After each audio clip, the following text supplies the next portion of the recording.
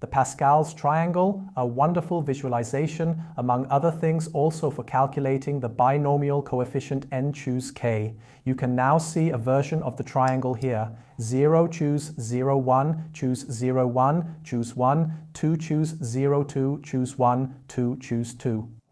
What you usually see is this version here. 1, 0, choose 0 is 1, 1, choose 0 is 1, 1, choose 1 is also 1, 2, choose 0 is 1, 2, choose 1 is 2, 2, choose 2 is again 1.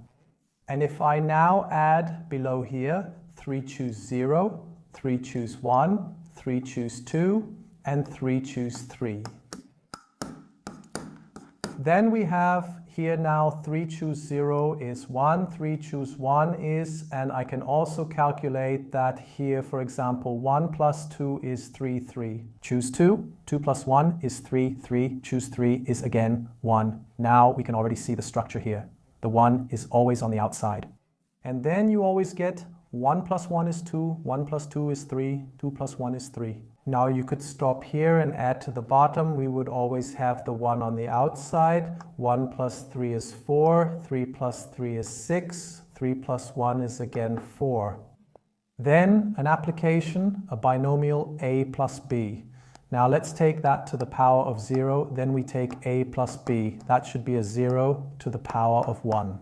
A plus b to the power of 2, a plus b to the power of 3, so that's equal to 1. Of course, anything to the power of 0 is always 1.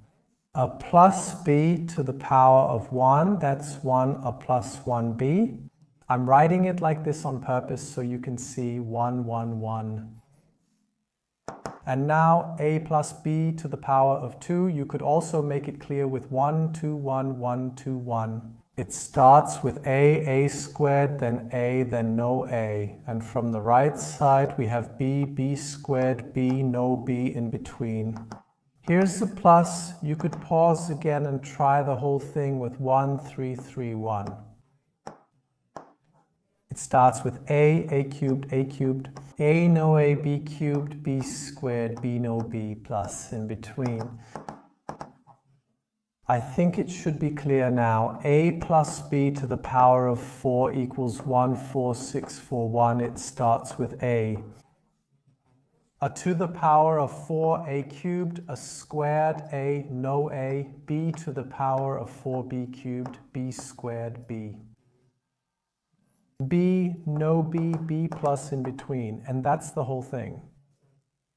Great visualization, also a good way to quickly determine things like this. Thank you very much.